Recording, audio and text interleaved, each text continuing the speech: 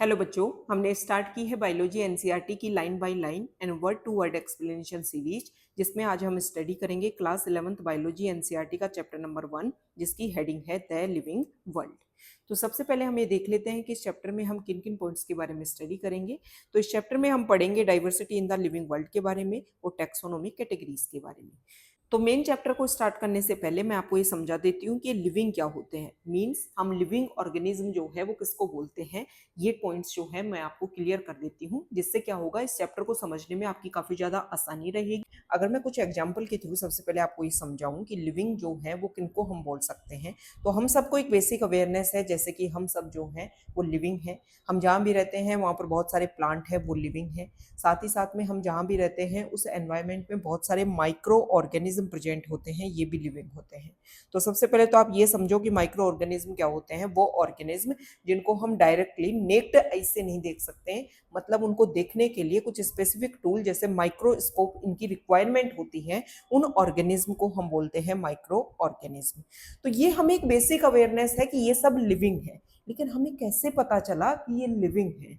तो साइंस ये बोलती है कि ये टर्म्स, ये कैरेक्टर अगर उसमें प्रेजेंट है किसी भी ऑर्गेनिज्म में, तो उसको हम क्या बोल देंगे, लिविंग बोल देंगे।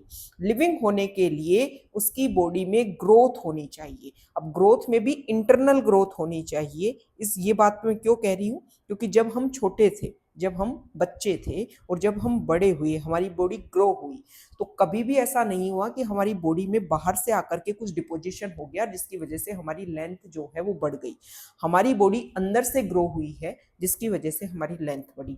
सेम बात जो है वो एप्लीकेबल होती है प्लांट्स के ऊपर। प्लांट्स की जो लेंथ बढ़ती है वो भी उनकी बॉडी में इंटरनल जो है वो डिवीजन होता है सेल्स में, मेरिस्टेमेटिक सेल्स में, जिसकी वजह से प्लांट की लेंथ बढ़ती है।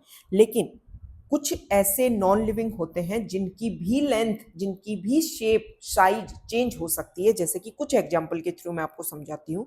अगर आप वेस्टर्न राजस्थान में गए हैं तो आपने सैंड ड्यून्स देखे होंगे। सैंड ड्यून्स मतलब रेत के टीले। ये जो रेत के टीले होते हैं, इन पर विंड के थ्रू आकर के बहुत सारी रेत जमा हो जाती है, जिसकी वजह से इनकी जो हाइट है वो इंक्रीज हो जाती है, मतलब ग्रोथ तो इनमें भी हो रही है। दूसरा अगर मैं एग्जांपल दूं तो माउंटेन्स जो होते हैं उनके ऊपर जब आइस जमा हो जाती है तो उनकी भी जो हाइट है वो इंक्रीज हो जाती है।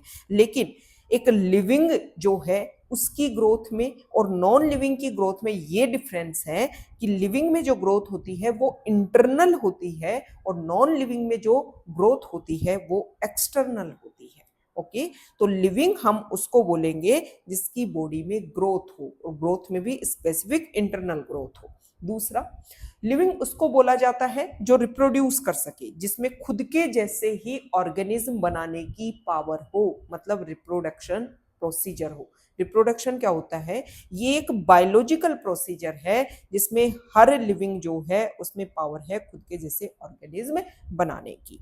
ओके, लिविंग हम उसको बोलेंगे जिसमें रिस्पोंड करने की पावर हो। कोई भी ऑर्गेनिज्म उसके आसपास वाले एनवायरनमेंट में अगर कुछ चेंज हो रहा है, तो अगर वो लिविंग है तो उस एनवायरनमेंट के अकॉर्डिंग क्या करेगा, रिएक्ट करेगा, उसके अकॉर्डिंग रिस्पोंड करेगा।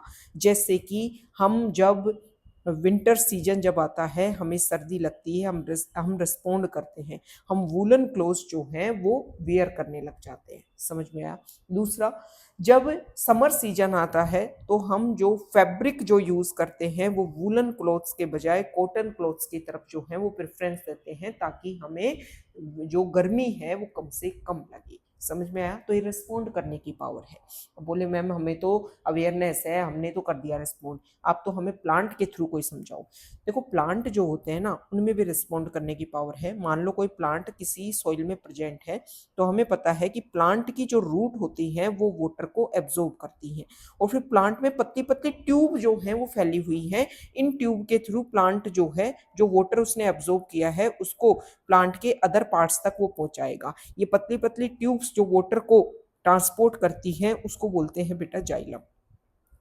अब जब वाटर की कमी हो जाए मान लो इस सोइल में, तो प्लांट क्या करेगा, प्लांट अपनी लीफ को कर्ल करने लग जाएगा। कर्ल करने, प्लांट लीफ को क्यों कर्ल कर रहा है, प्लांट जो है वो मुरझाया हुआ सा लगेगा आपको। क्यों? क्योंकि जब वाटर को एब्जॉर्प्शन होता है रूट के थ्रू प्लांट में, और फिर ये वाटर जब है प्लांट के अपर पार्ट्स में जाता है, तो लीफ में छोटे छोटे पोर्स प्रेजेंट होते हैं। इन पोर्स के थ्रू ये वाटर जो है वो बाहर एनवायरमेंट में सिक्रेट होता है। तो पहले ही वाटर की कमी है इस एरिया में, इस सॉइल में, तो प्लांट क्या करेगा, कोशिश करेगा कि जितना भी वाटर उसके पास है उसको वो स्टोर कर सके, ना कि उसको लूज करे, ताकि वो लीफ को कर्ल करके कोशिश करेगा कि जो स्टोमेटा है वो कम से कम, जो पोर्स हैं लीफ पर वो कम से कम एक्सपोज हो और कम से कम वाटर का लॉस हो। ओके, तो ये रिस्पॉन्ड करने की पावर है, ये हर लिविंग में देखने को मिलती है। उसके आसपास के एनवायरनमेंट में जब भी कोई चेंज होगा, चाहे टेम्परेचर हो चाहे अदर चीज हो, उसके अकॉर्डिंग वो रिस्पॉन्ड करता है। साथ ही साथ में लिविंग उसको बोला जाता है जिसमें मेटाबॉलिक एक्टिविटीज हो। मेटाबॉलिक एक्टिविटीज का मतलब ये है कि कोई भी लिविंग, उसकी बॉडी में कुछ बने और कुछ टूटे, मतलब कैटाबॉलिज्म और एनाबॉलिज्म वाला प्रोसीजर होना चाहिए। ये क्यों होगा? हर लिविंग को जिंदा रहने के लिए एनर्जी चाहिए, और एनर्जी कहाँ से आती है? हमें पता है कि फूड से आती है। हर लिविंग जो है वो फूड कंज्यूम करता है, उस फूड को जो है वो लिविंग अपनी बॉडी में ब्रेक डाउन करेगा, ब्रेक डाउन करने के बाद में उसका एब्जॉर्प्शन होगा, और जो सिंपल मॉलिक्यूल्स फूड के बने हैं उसमें से वो एटीपी बनाएगा, ताकि इस एटीपी का लिविंग यूज कर सके। जैसे कि आप सबको पता है कि हमारे में, हम खाना खाते हैं, खाने का ब्रेक डाउन होगा एलिमेंट्री कैनाल में, फिर जो डाइजेस्टेड फूड है उसको हमारी बॉडी एब्जॉर्ब करती है, और ब्लड के थ्रू वो फूड जो है वो हर सेल के पास पहुंचता है। और हर सेल में, हमें पता है हम यूकैरियोट हैं, हमारे हर सेल में माइटोकॉन्ड्रिया प्रेजेंट है। बचपन से हमने पढ़ा है कि mitochondria is the power house of the cell. वहीं पर जाकर के उस फूड में से एनर्जी को निकाला जाता है और एटीपी में कन्वर्ट किया जाता है, जिसका यूज हर सेल बॉडी की और बॉडी जो है उसका यूज करती है। तो ये मेटाबॉलिक एक्टिविटीज होनी चाहिए, लिविंग उसको बोला जाता है। अगर किसी की बॉडी में मेटाबॉलिक एक्टिविटीज हो रही है मतलब वो लिविंग है। साथ ही साथ में हमने बचपन से पढ़ा है कि लिविंग होने के लिए उसकी बॉडी मिनिमम एक सेल की बनी होनी चाहिए, मैक्सिमम कितनी भी सेल की बनी हो सकती है, मतलब cell is the basic unit of life. Life होने के लिए, लिविंग होने के लिए एक मिनिमम एक सेल का होना जरूरी है। एक से ज्यादा कितनी भी सेल हो सकती है। इसके साथ साथ में उसमें एक्टिविटी होनी चाहिए इमरजेंस की, उसमें पावर होनी चाहिए इमरजेंस की। इमरजेंस क्या होता है? देखो बेटा, सेल्स जो हैं उनमें वो पावर नहीं है, लेकिन जब सिमिलर सेल पास में आती हैं तो उनमें एक नई पावर इमर्ज होती है, और वो मिलकर के क्या बना लेती है? टिश्यू बना देती है। जब कुछ टिश्यू पास पास में आएंगे तो उनमें एक नई पावर जनरेट होती है, वो बना लेंगे ऑर्गन। और जब कुछ ऑर्गन पास में आते हैं तो वो मिलकर के बना लेते हैं ऑर्गन सिस्टम। तो ये लिविंग में ये पावर होती है इमरजेंस की। इमरजेंस का हिंदी में अगर मैं तुम्हें मीनिंग बताऊं तो इसका मतलब होता है उभरना। तो सेल में पावर नहीं थी, लेकिन जब खूब सारी सेल एक जगह इकट्ठी हुई तो उभर करके उनमें नई पावर जनरेट हुई और उन्होंने टिश्यू में कन्वर्ट कर लिया अपने आप को। ओके, तो लिविंग होने के लिए इन कैरेक्टर्स का होना जरूरी है। इसके बेसिस पर हम डिफ्रेंशिएट कर सकते हैं कि कौन तो लिविंग है और कौन नॉन लिविंग है। जैसे कि स्टार्टिंग में मैंने आपको एग्जांपल दिया था कि हम लिविंग है, प्लांट लिविंग है, माइक्रो ऑर्गेनिज्म लिविंग है, तो इन्हीं कैरेक्टर्स के बेसिस पर ये सारा डिफ्रेंशिएशन किया गया। अब हमने लिविंग वर्ड को तो अच्छे से समझ लिया, अब हम ये देख लेते हैं कि ये जो चैप्टर है ये क्लास 11th बायोलॉजी एनसीईआरटी की यूनिट 1 का पार्ट है। तो यूनिट 1 जो है उसमें 4 चैप्टर आते हैं। इसके बारे में बेसिक जो है वो एनसीईआरटी के स्टार्टिंग में दिया हुआ है, तो कुछ बेसिक आइडिया हम यहाँ से ले लेते हैं। तो ये यूनिट 1 जो है उसकी हेडिंग है diversity in the living world, और ये लिविंग वर्ल्ड जो है वो वही है जो भी मैंने आपको समझाया है। इस यूनिट में 4 चैप्टर आएंगे, the living world, biological classification, plant kingdom and animal kingdom. तो फर्स्ट लाइन यहाँ पे बोली गई है कि biology is the science of life forms and living process. कि बायोलॉजी सब्जेक्ट जो है वो लिविंग के बारे में और एक लिविंग की लाइफ में क्या क्या प्रोसेस होते हैं, कौन कौन से इवेंट्स होते हैं, उनकी स्टडी है बायोलॉजी। तो ये बात आपको रटने की जरूरत ही नहीं है। बायोलॉजी वर्ड जो है ना वो खुद अपने आप को डिफाइन कर देता है। बायो वर्ड का मतलब होता है लिविंग। जहां कहीं भी आप बायो वर्ड देखो उसका मतलब आप समझ लो कि लिविंग या फिर लाइफ। और लोगोस वर्ड, ये जो लोजी वर्ड है ये लोगोस वर्ड से मिलकर के बना है, और लोगोस वर्ड का मतलब होता है टू स्टडी। तो अगर एक डेफिनेशन बनाओगे आप तो क्या डेफिनेशन बनेगी? Biology is the branch of science where we study about the living. तो यही तो बात इस लाइन में समझाई हुई है। नेक्स्ट लाइन है the living world comprises an amazing diversity of living organism. ये जो लिविंग वर्ल्ड है, हमारी जो ये अर्थ है, इस अर्थ पे अगर हम लिविंग को अच्छे से देखें तो हमें लिविंग ऑर्गेनिज्म की बहुत सारी डाइवर्सिटी देखने को मिलती है। Early man could easily perceive the difference between inanimate matter and living organism. Early man, starting का जो ह्यूमन था वो इजीली डिफ्रेंशिएट कर पाया इन एनिमेट मैटर के बीच में और लिविंग ऑर्गेनिज्म के बीच में. इन एनिमेट का मतलब होता है जो नॉन लिविंग होते हैं. Early man डिफाइड some of the inanimate matter, wind, sea, fire, etc., and some among the animals and plants. Starting का जो ह्यूमन था वो ये जो इनएनिमेट मैटर है इनमें से कुछ की, जैसे कि विंड, सी, फायर, इनकी, और साथ ही साथ में कुछ एनिमल्स और प्लांट्स जो है उनकी पूजा करता था, उनको एज ए गॉड मानता था. A common feature of all such forms of inanimate and animate objects was the sense of awe or fear that they evoked. अब यहाँ पे बताया गया है कि इनएनिमेट और एनिमेट में, लिविंग में और नॉन लिविंग में जो डिफरेंस किया गया उसका एक बेसिक रीजन ये था कि कौन चीजें जो हैं वो डरा रही हैं और कौन चीजें जो हैं जिनकी वजह से कोई डर नहीं लग रहा. The description of living organism including human beings began much later in human history. अभी जो हमने लिविंग ऑर्गेनिज्म को हम कैटेगराइज ग्रुप बना बना करके उनको रखने लग गए हैं, ये काम काफी बाद में हुआ. हालांकि ह्यूमन की भी जो हिस्ट्री है, ह्यूमन को भी जो कैटेगराइज किया गया वो भी काफी बाद में किया गया, ये काम शुरुआत से नहीं हुआ था. Societies which indulged in anthropocentric view of biology could register limited progress in biological knowledge. यहाँ पे बताया गया है कि वो सोसाइटी जहाँ पर ज्यादातर काम ह्यूमन को सेंटर में रख करके किया जाता था, वहां पर बायोलॉजिकल नॉलेज में काफी कम जो है वो प्रोग्रेस देखने को मिली. एंथ्रोपोसेंट्रिक का मतलब होता है ह्यूमन से रिलेटेड.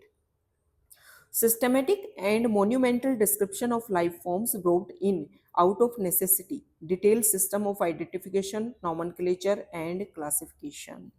कि ये जो चीजें, ये जो सीक्वेंस जनरेट हुआ ना लिविंग का, जो ग्रुप बना बना करके उनको सेपरेट किया गया, ये काम जो है वो नेसेसिटी, जरूरत के साथ में जो है ये चीजें डेवलप हुई. The biggest spin-off of such studies was the recognition of the sharing of similarities among living organisms both horizontally and vertically. और जब ऐसा काम किया गया, ऐसी स्टडी की गई, तो दोनों चीजों के ऊपर फोकस किया गया कि एक लेवल पर जो भी लिविंग है उनको भी, उनमें भी सिमिलरिटी होनी चाहिए, और इस लेवल से ऊपर जो लिविंग है उनके साथ में भी इनका रिलेशन, और इनसे जो लोअर लेवल पर हैं उनके साथ में भी इनका रिलेशन.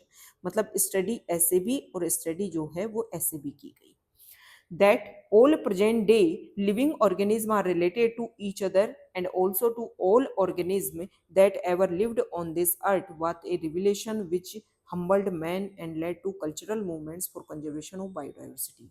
ये जो भी लिविंग ऑर्गेनिज्म को ग्रुपिंग की गई, ये जरूरत जब महसूस हुई तब इस चीज के ऊपर अच्छे से फोकस किया गया, और सारा काम इसलिए था कि जितने भी लिविंग हैं उनको जब हम ग्रुप बना लेंगे, उनके बारे में रिकॉग्निशन ले लेंगे, तो जो भी लिविंग ऑर्गेनिज्म की वैरायटी है उनको हम कंजर्व कर पाएंगे. मतलब एक तरीके से बायोडाइवर्सिटी के कंजर्वेशन के लिए प्रोसीजर स्टार्ट हुआ. In the following chapters of this unit, तो इस यूनिट में जो 4 चैप्टर हैं वहां पर हम क्या करेंगे, you will get a description including classification of animals and plants from A taxonomist perspective. एक टेक्सोनोमिस्ट जो होता है वो किस तरीके से लिविंग को ग्रुपिंग करता है, उसके अकॉर्डिंग आप इन आने वाले 4 चैप्टर में इन लिविंग के बारे में बेसिक बातें पढ़ोगी. टेक्सोनोमिस्ट क्या होता है, देखो सबसे पहले मैं अगर आपको टेक्सोनोमी समझा दूं, टेक्सोनोमी वर्ड जो है वो 2 वर्ड से मिलकर के बना है, एक तो टेक्सो और एक नोमी. टेक्सो वर्ड जो है वो टेक्सिस वर्ड से मिला है, और नोमी वर्ड जो है वो नोमोस वर्ड से मिलकर के बना है. टेक्सिस का मतलब होता है बेटा अरेंजमेंट, और नोमोस वर्ड जो है इसका मतलब होता है लॉज या फिर रूल्स. ठीक है, तो टेक्सोनोमी क्या है, टेक्सोनोमी साइंस की वो ब्रांच है जहां पर अरेंजमेंट के क्या है, लॉज है. अब वो साइंटिस्ट या वो पर्सन जो टेक्सोनोमी के एरिया में काम करेगा, लिविंग को अरेंज करने का काम करेगा, उसको क्या बोल देंगे, टेक्सोनोमिस्ट बोल देंगे. तो ये इस यूनिट के जो 4 चैप्टर हैं, the living world, biological classification, plant kingdom और एनिमल किंगडम में जो लिविंग ऑर्गेनिज्म को जो क्लासिफाई किया गया है वो किसके नजरिए से आप देखोगे, टेक्सोनोमिस्ट के पर्सपेक्टिव से आप देखने वाले हो. अब मेन चैप्टर से पहले एक साइंटिस्ट के बारे में यहाँ पर बेसिक बातें बता रखी हैं, और साइंटिस्ट का जो नेम है वो है अर्नस्ट मेयर। सबसे इंपॉर्टेंट बात, ये 100 साल तक जिए थे। 1904 में इनका बर्थ हुआ और 2004 में इनकी डेथ हुई। अब बायोलॉजी एनसीईआरटी में जितनी भी यूनिट है, हर यूनिट में कुछ कुछ चैप्टर्स इंक्लूड किए गए हैं, और हर यूनिट से पहले एक एक साइंटिस्ट के बारे में बता रखा है। तो हमें क्या करना है, उन साइंटिस्ट के जो जो इंपॉर्टेंट फैक्ट है वो हमें पढ़ने हैं। अंस मेयर जो हैं वो इवोल्यूशनरी बायोलॉजिस्ट थे, और इनको डार्विन ऑफ 20th सेंचुरी के नाम से जाना जाता है। साथ ही साथ में वर्ल्ड में 100 ग्रेटेस्ट साइंटिस्ट में से ये एक थे। ये बात आपको ध्यान में रखनी है। इनको डार्विन ऑफ 20th सेंचुरी जाना जाता है, मतलब इन्होंने कुछ स्पेसिफिक काम किया होगा। तो इन्होंने क्या किया, इन्होंने ये बताया कि बायोलॉजिकल स्पीसीज की जो करंटली एक्सेप्टेड डेफिनेशन है वो इन्होंने दी। क्या थी डेफिनेशन? इन्होंने ये बताया कि मान लो बहुत सारे ऑर्गेनिज्म हैं, और आपको ये नहीं पता चल रहा है कि ये ऑर्गेनिज्म सिमिलर स्पीसीज के मेंबर हैं या नहीं है। तो बोले क्या करो, इन ऑर्गेनिज्म के बीच में सेक्सुअल रिप्रोडक्शन होने दो, और सेक्सुअल रिप्रोडक्शन होने के बाद में जो बच्चा हो, अगर ये बच्चा फर्टाइल है, फर्टाइल मतलब इसमें भी बच्चा पैदा करने की पावर है, तो हम ये बोलेंगे कि इस बच्चे के जो पेरेंट्स है ना वो सिमिलर स्पीसीज के मेंबर है। ये डेफिनेशन स्पीसीज की किसने दी थी? अर्नस्ट मेयर ने दी थी। ये जो अर्नस्ट मेयर थे, इनको 3 अवार्ड मिले थे। अवार्ड के नेम है Balzan prize, international prize for biology and Crafoord prize. और इन तीनों ही अवार्ड को एक साथ मिलाकर के बोलते हैं ट्रिपल क्राउन ऑफ बायोलॉजी। ये इंपॉर्टेंट फैक्ट है अर्नस्ट मेयर साइंटिस्ट के बारे में। ये सारी बातें आपको ध्यान में रखनी है। अब आ जाते हैं हम मेन चैप्टर पर, और मेन चैप्टर का जो फर्स्ट पैराग्राफ है उसमें बोला गया है how wonderful is the living world. जो अभी यूनिट की फर्स्ट सेकेंड लाइन में बोली गई थी वही बात है कि ये जो लिविंग वर्ल्ड है ना ये बहुत ज़्यादा वंडरफुल है। वंडरफुल क्यों है? क्योंकि यहाँ पर बहुत सारी वेराइटी है भाई लिविंग की। प्लांट में भी हम देखें तो बहुत सारी वेराइटी, एनिमल में भी अगर हम देखें तो बहुत सारी वेराइटी, माइक्रोब्स में भी अगर हम देखें तो बहुत सारी variety. The wide range of living types is amazing. The extraordinary habitat in which we find living organisms, be it cold mountains, deciduous forest, ocean, freshwater lakes, desert or hot spring, leave us speechless. ये जो living organism है, ऐसा नहीं है normal जगह जहाँ देखने को मिलते हैं वहीं पर मिलते हैं। ऐसी जगह जहाँ पर हम ये सोचें कि यहाँ तो कोई कुछ नहीं मिलता होगा, वहां पर भी हमें लिविंग ऑर्गेनिज्म देखने को मिलते हैं। कैसी कैसी जगह? कोल्ड माउंटेन्स, जहाँ बिल्कुल जो है वो टेम्परेचर बहुत ज्यादा कम है। डेसिडियस फॉरेस्ट, वो फॉरेस्ट, डेसिडियस का मतलब होता है जो टाइम टू टाइम प्लांट जो है वो अपनी लीफ को गिराते हैं और नई लीफ जो है जिन पे आती रहती है उनको बोलते हैं डेसिडियस फॉरेस्ट। मतलब वो प्लांट मिलकर के जो फॉरेस्ट वाला एरिया बनाएंगे उसको बोलते हैं डेसिडियस फॉरेस्ट। ओशियन, बिल्कुल डीप एरिया जहां पर लगता है कुछ नहीं मिलेगा वहां पर भी लिविंग मिलते हैं। फ्रेश वाटर लेक्स में, डेजर्ट में, हॉट स्प्रिंग मतलब ऐसा पानी, ऐसा जो जहाँ पर टेम्परेचर जो है वो काफ़ी लेवल तक है, वहाँ पर भी देखने को मिलते हैं। और जब यहाँ पर हमें लिविंग मिलते हैं तो हम जो है वो कुछ वर्ड ही नहीं बोल पाते, स्पीचलेस हम अपने आप को देखते हैं। The beauty of A galloping horse, of the migrating birds, the valley of flowers, or the attacking shark evoke awe and a deep sense of wonder। हमें देखने को मिलता है कि लिविंग बहुत सारे हैं, जिस तरीके से दौड़ते हुए घोड़े, जो माइग्रेट बर्ड्स मतलब जैसे कि अगर आपने साइबेरियन क्रेन का नाम सुना हो, ये रशिया से हर साल हमारे इंडिया में आते हैं। और इंडिया में भी अगर हम देखें तो राजस्थान वाला जो एरिया है उसमें भरतपुर में केवला देव घना पक्षी विहार है, वहां पर ये देखने को मिलते हैं हर साल। तो ये क्यों आते हैं कि भाई वहां पर टेम्परेचर जो है वो माइनस में काफी लो लेवल तक चला जाता है। हमारे यहाँ पर टेम्परेचर जो है वो थोड़ा सा एक मेंटेन रहता है। विंटर सीजन में भी हमारे यहाँ पर टेम्परेचर जो है वो काफ़ी मेंटेन रहता है। तो ये अपने आप को उस टाइम यहाँ पर आ जाते हैं। तो हमें कैसे पता चलता है साइबेरियन क्रेन को हर साल कि किस रूट को फॉलो करते हुए उन्हें कहाँ तक पहुँचना है और कहाँ पर उनको रुक जाना है। तो इन सब को देखते हुए साथ ही साथ में फ्लावर्स की वैली, इतने फ्लावर्स, इतनी वेराइटी, शार्क जो है वो कैसे अटैक कर रही है दूसरे लिविंग के ऊपर, ह्यूमन के ऊपर, इन सब चीज़ों को देख करके हमें आश्चर्य होता है। The ecological conflict and cooperation among members of a population and among population of a community or even the molecular traffic inside a cell make us deeply reflect on what indeed is life। देखो बेटा, आप 11th class की NCERT अगर पढ़ रहे हो तो आप 2 लेवल के बच्चे हो सकते हो। या तो आपने 10th पास करके आप 11th में हो, या आप 12th पास करके जो है वो टारगेट के अकॉर्डिंग नीट की प्रिपरेशन कर रहे हो, या फिर आपने ग्रेजुएशन कंप्लीट कर ली, किसी आप और एग्जाम की प्रिपरेशन कर रहे हो। तो आपको एक बेसिक आइडिया होगा कि कोई भी जो सेल होती है उसमें बहुत सारे जो हैं वो बायोमोलिक्यूल्स मिल करके इस सेल को बनाएंगे और इस सेल के अंदर जो ऑर्गेनेल्स हैं उनको बनाएंगे। तो यहाँ पर बताया गया है कि अगर हम एक सेल के लेवल पर देखें तब भी हमें बहुत सारी वैरायटी देखने को मिलती है, अगर हम एक पॉपुलेशन के लेवल पर देखें तो भी हमें काफी ज्यादा वैरायटी देखने को मिलती है उसके मेंबर्स के बीच में। ठीक है। और अगर हम एक कम्युनिटी में देखें, कम्युनिटी का मतलब मान लो आप जिस एरिया में रह रहे हैं तो वहां पर आप ह्यूमन हो गए, वहां पर कुछ काऊ होंगी, कुछ बफेलो होंगी। तो पॉपुलेशन का मतलब ये होता है कि सिमिलर स्पीसीज के मेंबर मिलकर के जो ग्रुप बनाए, जैसे कि हम सब ह्यूमन मिलकर के एक पॉपुलेशन बना रहे हैं, ह्यूमन पॉपुलेशन, हम सिमिलर स्पीसीज के मेंबर हैं। कम्युनिटी क्या हो गई, कम्युनिटी मतलब आप जिस एरिया में रह रहे हो वहां पर अलग अलग स्पीसीज की पॉपुलेशन होगी, जैसे कि गाय की पॉपुलेशन होगी, डॉग की पॉपुलेशन होगी, कैट की पॉपुलेशन होगी, ह्यूमन की पॉपुलेशन होगी, बफेलो की पॉपुलेशन होगी, और ये सब मिलकर के आपस में क्या बना लेंगे, कम्युनिटी बना लेंगे। तो यहाँ पर बोला गया है कि पॉपुलेशन में आपस में कॉपरेशन भी होता है और क्या होता है, कंफ्लिक्ट भी होता है। हम एक दूसरे को हेल्प भी करते हैं ह्यूमन, और हम एक दूसरे के साथ में क्या करते हैं, कंपीट भी करते हैं। तो एक पॉपुलेशन में जो कंपीट है कॉपरेशन है, एक कम्युनिटी में जो कॉपरेशन है कंपीट है, और एक सेल में जो कॉपरेशन है और जो कंपीट है, इन सबको देख करके भी हमें लगता है कि व्हाट इंडीड इज लाइफ, की लाइफ है क्या। This question has two implicit question within it. इस क्वेश्चन के साथ में दो क्वेश्चन जनरेट हो जाते हैं, एक तो हम इसका टेक्निकल आंसर लें और दूसरा क्वेश्चन जनरेट हो जाता है philosophical.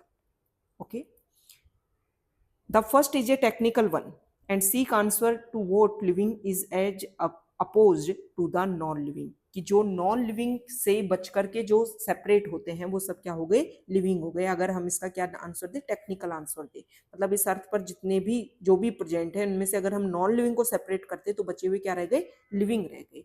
And the second is philosophical one, और दूसरा है philosophical question and seek answer to what the purpose of life, और इसमें ये क्वेश्चन जनरेट होता है कि इस लाइफ का पर्पज क्या है। As a scientist we as scientist we shall not attempt answering the second question. भाई हम बायोलॉजी साइंस को पढ़ रहे हैं तो सेकंड क्वेश्चन जो फिलोसॉफिकल थ्रू जनरेट हुआ इसको आंसर देने की हमें जरूरत नहीं है। We will try to reflect on what is living, हम यहाँ पर इस बात के ऊपर भी फोकस करेंगे कि ये लिविंग क्या होते हैं। और इस लाइन को मैंने आपको स्टार्टिंग में समझा दिया है कि लिविंग क्या है, लिविंग किसको बोलेंगे। पहले जो ओल्ड एनसीईआरटी थी उसमें व्हाट इज लिविंग को समझा रखा था, लेकिन अभी न्यू एनसीईआरटी में इस वाले पार्ट को हटा दिया है। लेकिन मैंने आपको सारी बेसिक बातें बता दी हैं कि लिविंग जो है वो कौन कौन होंगे, तो अब आपके चीजें जो हैं वो और अच्छे से समझ में आ जाएंगी।